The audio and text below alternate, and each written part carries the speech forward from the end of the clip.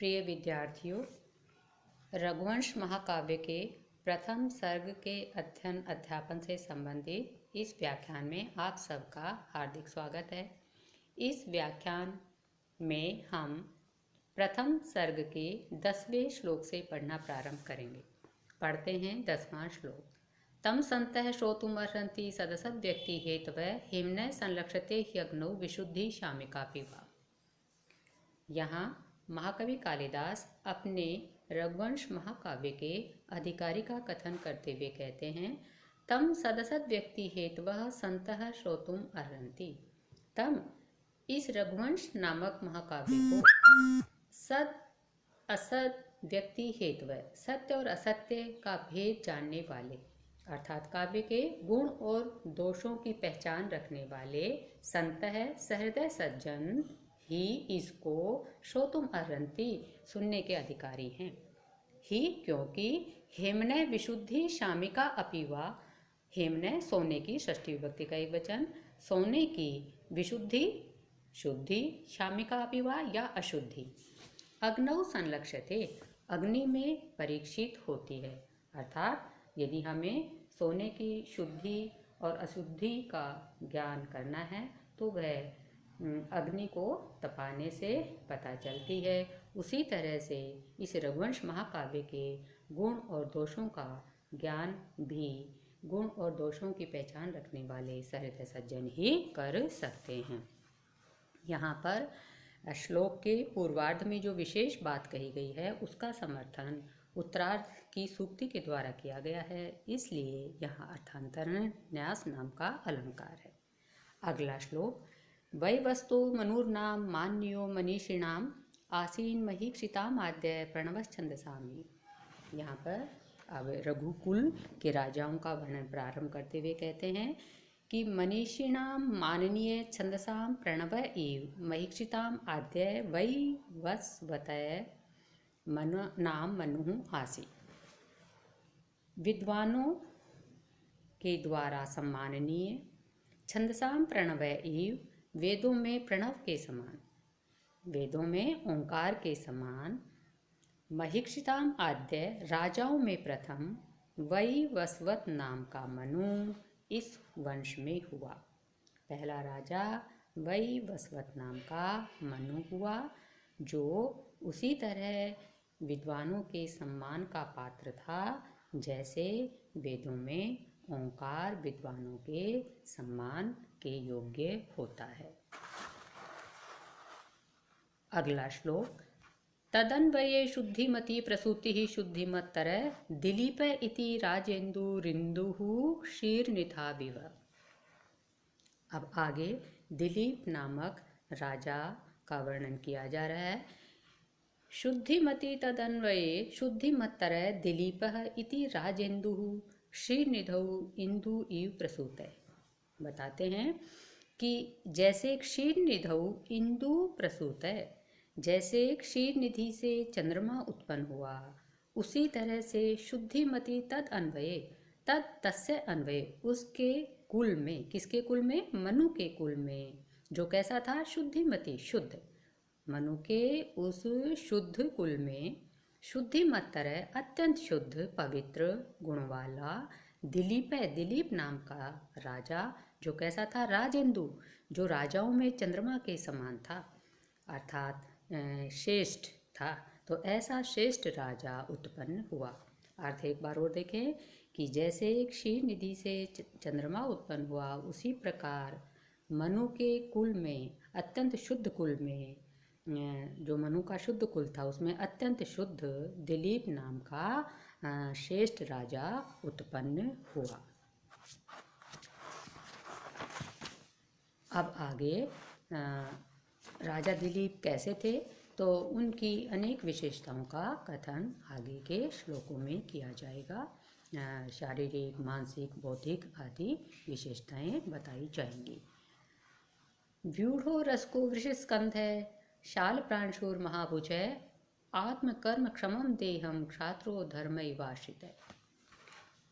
इस श्लोक में राजा दिलीप की कुछ विशेषताओं का कथन किया गया है। कैसे थे दिलीप? व्यूढ़ो रसक, चौड़ी छाती वाले, व्यूढ़ माने चौड़ी, उर माने छाती, चौड़ी है छाती जिसकी अर्थात चौड़ी छाती वाले, इसका समास विग्रह होगा व्यूढ़म उर यस्य से, चौड़ी छाती वाले थे। वृषस्कंध है और बैल के समान कंधों वाले, हृष्टपुष्ट कंधों वाले, वृषस्य स्कंधय स्कंधयस्य स, बैल के समान मांसल या हृष्टपुष्ट कंधों वाले। शाल प्रांशु, शाल वृक्ष के समान ऊंचाई वाले, प्रांशु माने उन्नत। महाभुज है और महान भुजाओं वाले, लंबी भुजाओं वाले। आत्म कर्म क्षमम देहम आश्रित है, तथा अपने कर्म को करने के अनुकूल देह को धारण करने वाले। उनकी देह कैसी थी? जो क्षत्रियोचित कर्म करने के योग्य थी।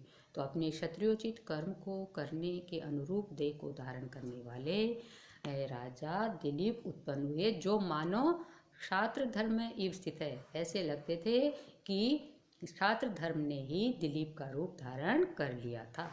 उनको देखकर ऐसा लगता था कि क्षत्रिय धर्म ने ही राजा दिलीप का रूप धारण कर लिया था।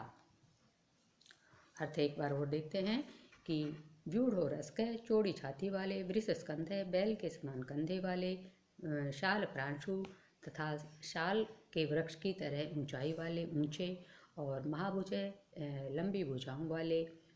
आत्म कर्म क्षमम देहम आश्रित है, अपने क्षत्रियोचित कर्तव्य को पूरा करने के अनुरूप शरीर को धारण करने वाले राजा दिलीप थे, जो ऐसे लगते थे कि मानो क्षत्रिय धर्म ने ही उनका रूप धारण कर लिया है। यहाँ पर उत्प्रेक्षा अलंकार। अगला श्लोक। सर्वातिरिक्त सारेण सर्वतेजो विभाविना स्थितः सर्वोन्नतेनोर्वीं क्रांत्वा मेरुरिव आत्मना। सर्वातिरिक्त सारेण सर्वतेज अभिभाविना स्थितः सर्व उन्नतेन उर्वीं क्रांत्वा मेरु इव आत्मना। अंडे के साथ अर्थ करते हैं। यहाँ पर राजा दिलीप की तुलना सुमेरु पर्वत से करते हुए वर्णन किया जा रहा है कि सर्वातिरिक्त सारेण सर्वतेजो विभाविना सर्व उन्नतेन आत्मना मेरु इव उर्वीं क्रांत्वा स्थित है। यहाँ सारे जो विशेषण हैं वो सुमेरु पर्वत के पक्ष में भी लगेंगे। तो अर्थ करते हैं, इव जैसे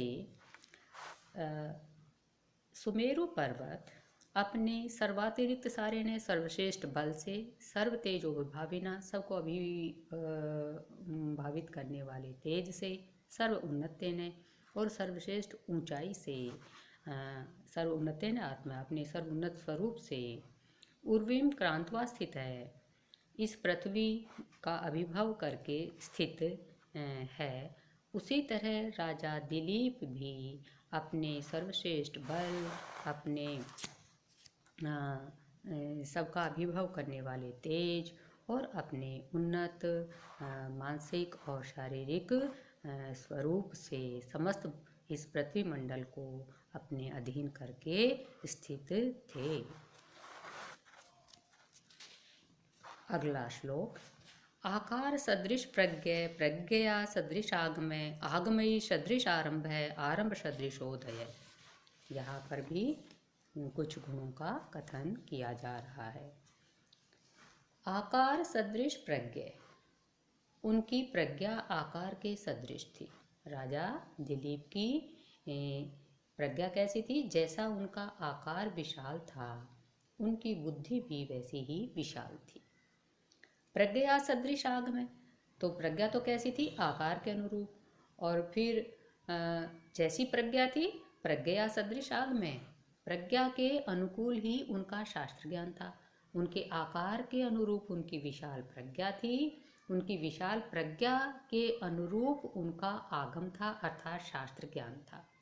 आगमयी सदृश आरंभ है, और उनके शास्त्र अभ्यास या शास्त्र ज्ञान के अनुरूप ही उनके आरंभ थे, कर्म थे, उनके परिश्रम थे।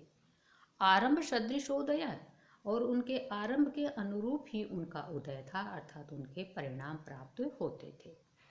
अर्थ एक बार वो देखते हैं कि राजा दिलीप के विशालकाय शरीर के समान ही उनकी प्रज्ञा भी विशाल थी, जैसी उनकी प्रज्ञा विशाल थी, उसी के अनुरूप उनका शास्त्र ज्ञान भी विशाल था। और उनके विशाल शास्त्र ज्ञान के अनुकूल उनके जो उद्यम पूर्ण कार्य थे वो भी विशाल थे, तथा जैसा उनका उद्यम विशाल था वैसा ही उनकी सफलता भी उनको प्राप्त होती थी। इस तरह से यहाँ पर राजा दिलीप की सर्वगुण संपन्नता का वर्णन किया गया है इस पद्य में। आज इतना ही। आप सभी की मंगल कामना के साथ धन्यवाद। जय तु भारतम।